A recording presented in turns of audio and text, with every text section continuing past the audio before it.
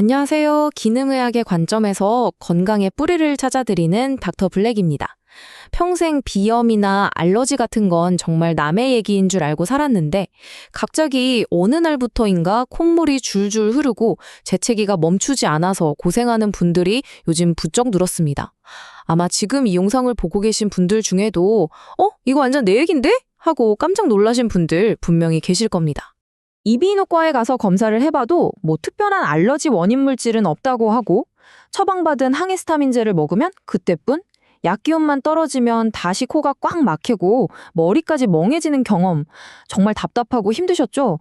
도대체 내 몸 안에서 무슨 일이 벌어지고 있는 걸까요? 오늘 제가 기능의학 의사로서 명확하게 딱 잘라 말씀드리겠습니다. 여러분의 코는요? 아무 잘못이 없습니다. 억울해요. 진짜 문제는 코가 아닙니다. 코는 단지 우리 몸 전체 시스템에 불이 났다고, 이대로 두면 큰일 난다고 필사적으로 울리고 있는 화재 경보기에 불과합니다.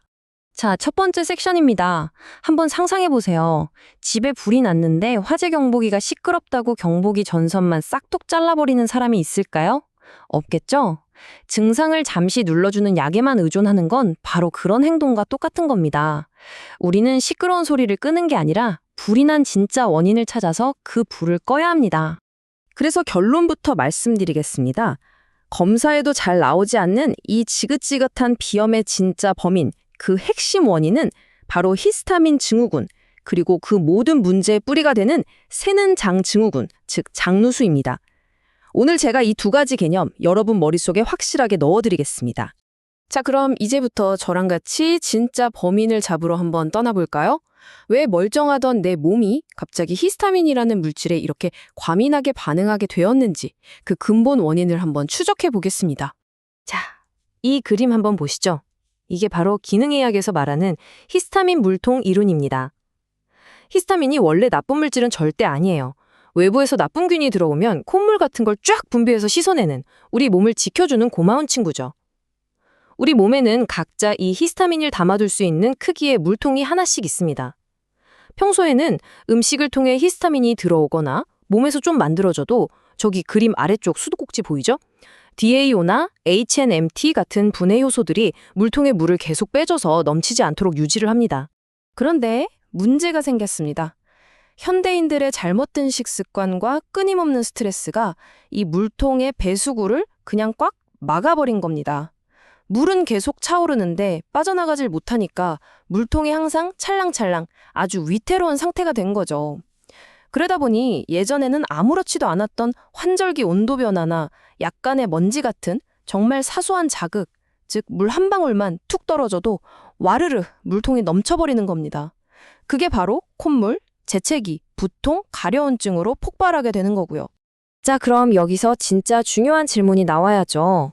아니, 그럼 대체 왜 멀쩡하게 잘 작동하던 내 몸의 히스타민 분해 능력, 그러니까 저 물통의 배수 기능이 갑자기 고장나버린 걸까요?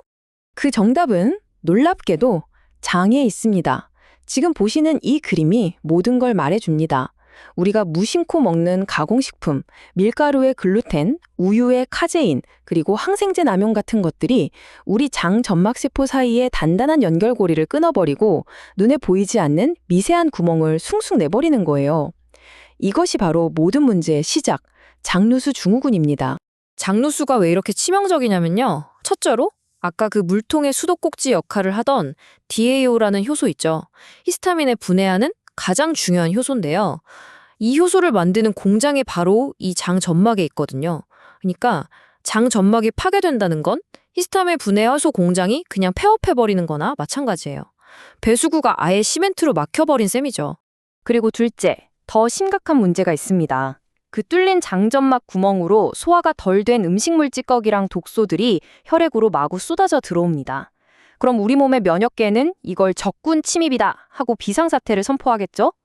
원래 우리 면역계에는 저기 왼쪽처럼 세균이나 바이러스와 싸우는 TH1이라는 정예부대가 있고 오른쪽처럼 알러지 반응을 담당하는 TH2라는 특수부대가 있어요. 그런데 매일같이 적들이 쳐들어오니까 정예부대는 싸우다 지쳐 나가떨어지고 예민한 알러지 부대만 과잉 반응하는 면역 불균형이 생겨버리는 겁니다. 결국 갑자기 생긴 비염은 코로 숨쉬는 장의 비명이라고 할 수 있습니다. 정말 중요한 개념이에요. 그런데 말이죠. 이 장누수라는 주범은 혼자서만 움직이지 않습니다. 이 상황을 더 최악으로 몰고 가는 아주 교활한 공범들이 있어요. 이 공범들을 모르면 절대 이 문제의 뿌리를 뽑을 수가 없습니다. 바로 부신피로, 미토콘드리아 기능 저하, 그리고 환경 독소. 이 세 가지가 바로 그 공범들입니다. 이 녀석들이 어떻게 우리의 히스타민 물통을 더 빨리, 더 쉽게 넘치게 만드는지 제가 하나씩 파헤쳐 드리겠습니다. 첫째, 부신피로입니다. 혹시 스트레스를 받으면 비염이 확 심해지지 않으세요? 그게 다 이유가 있습니다. 우리 몸의 부신에서 나오는 코르티솔이라는 호르몬이요.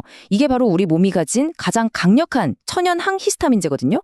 그런데 만성적인 스트레스와 수면 부족은 이 코르티솔을 완전히 바닥나게 만들어버립니다. 불을 꺼야 할 소방관이 파업한 상태가 되는 거죠. 자, 둘째는 미토콘드리아 기능 저하입니다. 히스타민은 비만세포라는 폭탄 주머니에 담겨 있는데 우리 세포의 에너지 공장인 미토콘드리아가 빌빌되면 이 주머니가 엄청 불안정해져요. 그래서 아주 작은 자극에도 쉽게 빵 하고 터져버리는 겁니다. 마지막 공범, 환경 독소입니다. 미세플라스틱, 화장품 속 화학 물질들이 우리 몸에 들어오면 우리 간이 이걸 해독하느라 모든 에너지를 다 써버려요. 결국 간이 지쳐서 나가 떨어지면 원래 해야 할 일인 히스타민 분해는 신경 쓸 겨를조차 없게 되는 겁니다. 자, 원인이 정말 복잡하죠? 하지만 원인을 알았으니 이제 해결할 수 있습니다. 언제까지 증상을 억제하는 약만 먹고 살 수는 없잖아요. 지금부터 무너진 시스템을 바로 세우는 기능의학적 3단계 해결책을 명확하게 제시해 드리겠습니다. 이 세 가지 단계는 각각 따로 노는 게 아니라 톱니바퀴처럼 서로 맞물려 돌아가는 하나의 완성된 시스템입니다. 첫째, 식단을 통해 더 이상 물통에 물을 붓지 말아야 하고요. 둘째, 영양요법으로 막힌 배수구를 뻥 뚫어주고, 셋째, 생활습관 교정으로 시스템 전체를 안정시켜야 합니다. 첫 번째 단계는 식단입니다. 가장 먼저, 그리고 가장 중요하게 해야 할 일은 장점막에 불을 지르는 주범들을 완벽하게 차단하는 겁니다. 딱 3주, 길게는 4주만이라도 밀가루, 유제품, 설탕, 가공식품은 쳐다보지도 마세요. 그리고 증상이 심할 때는 김치 같은 발효식품이나 등푸른 생선처럼 히스타민 함량이 높은 음식도 잠시 줄여주는 것이 훨씬 도움이 됩니다. 그 대신 신선한 채소와 좋은 단백질, 올리브유 같은 건강한 지방으로 식단을 꽉 채워서 우리 장이 스스로 회복할 시간을 벌어줘야 합니다. 두 번째 단계는 기능의학적 영양요법입니다. 이 슬라이드의 표를 좀 보실까요? 비타민C는 그 자체가 천연 항히스타민제 역할을 하고요. 퀘르세틴은 아까 말씀드린 그 히스타민 폭탄 주머니가 터지지 않게 꽉 붙잡아주는 가장 강력한 방패입니다. 다음으로 비타민 D는 엉망이 된 면역 균형을 바로잡는 마에스트로, 즉 지휘자 역할을 하죠. 그리고 L글루타민은 더 직접적이에요. 뚫린 장 점막 세포를 재생시키는 벽돌 그 자체라고 보시면 됩니다. 마지막으로 히스타민을 잘 분해하는 특정 유산균을 보충해서 장내 환경 자체를 우리 편으로 만들어주는 것이 핵심입니다. 마지막 세 번째 단계, 생활습관 교정입니다. 사실 이게 제일 중요할 수도 있어요. 첫째, 수면입니다. 잠.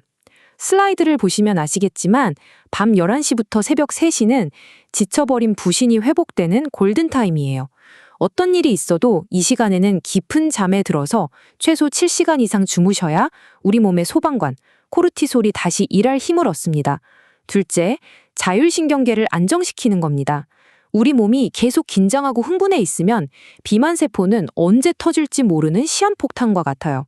하루에 딱 5분이라도 명상이나 심호흡을 통해 우리 몸의 스위치를 이완 상태로 바꿔주세요. 이것만으로도 비만세포는 훨씬 안정됩니다. 셋째, 환경 독소를 차단하는 노력입니다. 플라스틱 용기 대신 유리 용기를 쓰고 인공 방향제나 향수 사용을 줄이는 것. 이런 작은 노력들이 우리 간의 해독 부담을 덜어주고 간이 다시 히스타민을 분해하는 본연의 임무에 집중할 수 있게 도와줍니다. 자, 이제 이야기를 마무리할 시간입니다. 오늘 제가 드린 이 긴 이야기의 핵심은 결국 딱 한 가지입니다. 우리 몸이 보내는 신호를 우리가 어떻게 해석하고 반응할 것인가에 대한 이야기입니다. 갑자기 생긴 비염은 절대 재앙이 아닙니다. 오히려 당신의 몸이 더 큰 병으로 쓰러지기 전에 주인님, 제발 저 좀 살려주세요 라고 보내는 정말 절박하고도 고마운 구조 신호인 겁니다. 그 신호는 아주 구체적으로 이렇게 말하고 있습니다. 나 지금 장이 너무 아파요. 그리고 스트레스 때문에 더는 버틸 수가 없어요. 라고 말이죠. 콧물과 재채기는 바로 그 비명소리입니다. 이제 선택은 여러분의 몫입니다. 계속 항히스타민제로 이 소중한 경보기를 끄고 무시하며 살 것인지, 아니면 이 신호를 기회 삼아 내 식단과 삶을 돌아보고 무너진 시스템을 재건해서 진짜 건강을 되찾을 것인지. 기능의학은 언제나 현상이 아닌 뿌리를 봅니다.